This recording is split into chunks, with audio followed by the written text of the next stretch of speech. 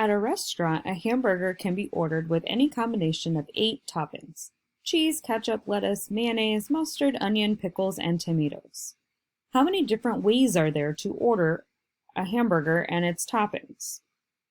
Okay, so there's 2 different techniques you can kind of use on this one. First, you can use the sequence where you decide whether you're going to order each topping or not. So in this case, we would be using the technique where we write out 8 blanks. So there are 8 different choices that need to be made here. And we're going to multiply them all together in the end. So let's see, 1, 2, 3, 4, 5, 6, 7, okay, one more blank, 8. And what happens with each one of these is each one represents a topping that you can say either yes or no to. So this first blank would be the cheese, and you could either say yes or no to cheese, giving you 2 ways that you can order that burger as far as cheese is concerned. Then your next blank is ketchup. And again, you can make the yes-no choice there, giving you 2 options.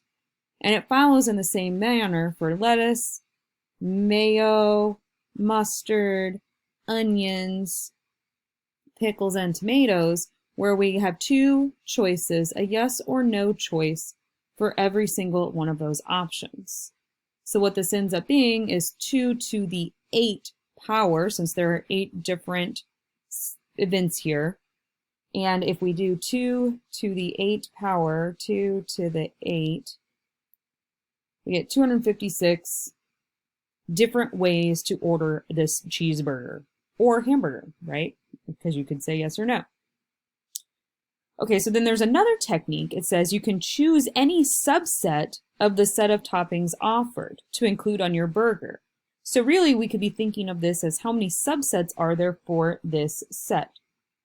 So if your original set, I'm going to call it capital S, is the set of toppings to choose from. So cheese, ketchup, lettuce, mayo, mustard, onions, pickles, and tomatoes. If that's my original set of toppings to choose from, you can choose any subset of that, right? So you can choose none of those. You can choose just cheese, just ketchup, just lettuce, like all the single toppings, or any 2 topping subset or any 3 topping subset, and you can put all those together. And we've studied that whenever you're doing subsets, so how many subsets are there? That's a rule, a formula that you need to know. Anytime you're finding how many subsets of a set, remember that the formula for that is to take 2 to the power of however elements your original set had. So in this case, 8, we get the exact same answer, just looking at it in 2 different points of view, either as this sequence and the multiplication rule, or as a number of subsets. Let's do one more question here. It says, suppose that we're using the digits 1 through 7 without repetition. So that's new. Be on the lookout for that in any problems that you do, because it's going to make a huge difference in how you do them. So we're going to use these digits 1 through 7 to make 5-digit numbers. So maybe you get to choose digits 1 through 7 to make some kind of like 5-digit codes to use on some kind of a lock or something. How many different 5-digit integers can be made? Okay, so we're making 5 choices, so I need 5 blanks that are all going to get multiplied together. And now we have the digits 1 through 7 to choose from. So we start with 7 choices. So for this first digit that I'm going to choose, I can choose either 1, 2, 3, 4, 5, 6, or 7. So I have 7 different choices I can make for that first blank.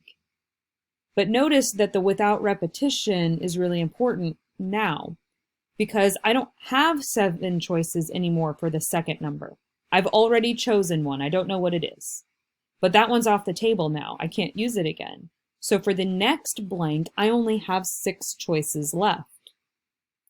And now both of those chosen digits are out, so I only have 5 left for the next blank. And then 4, and then 3, and now I am done making my number. So when there's without repetition, that differs then from the one we did above with the license plates. We were allowed to repeat on those. So all of the 26s stayed. And all the digits stayed as 10 choices each because it didn't matter if we repeated them or not. So every one of them got thrown back in the pile to choose from the next time. But when there is no repetition allowed, whenever you use a value, a number or a letter, then it's out of the pool. We can't choose it again. So now we want to know, what is 7 times 6 times 5 times 4 times 3? 2,520 options. How many of the numbers in part A begin with a number 6? Okay, so maybe you're restricted to the first digit has to be a 6. I still need 5 blanks. However, I only have one choice now for the first digit. The first digit must be a 6, so I only have one option there. I put a 1 in the blank. Now the 6 is out of the pile of numbers to choose from, so I have only 6 more numbers to choose from for the second blank, and then 5, 4, 3, just like the above. So the only difference here is that we have the 1 instead of the 7 to start out with. So really we just want to know, what is now 6 times 5 times 4 times 3.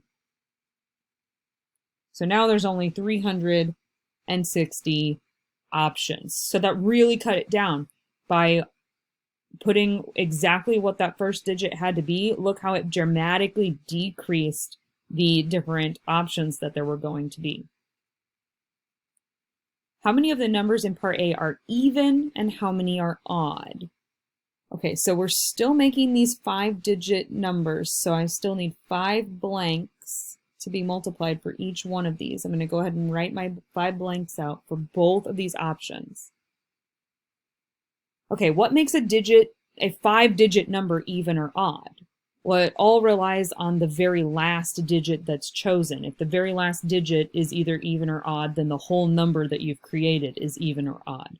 So if we're looking for even, in order to be even, this last digit, I only have options 1 through 7, so this last digit would have to be a 2, a 4, or a 6. If it ends in any of those, then this whole number is an even number. So I'm going to start with the back and say there are 3 choices for what that back number has to be.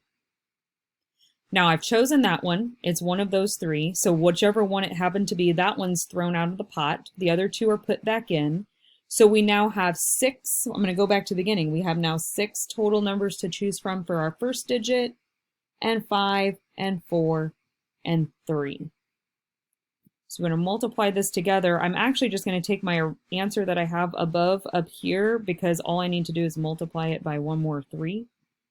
So it looks like there's 1,080 ways to make an even number.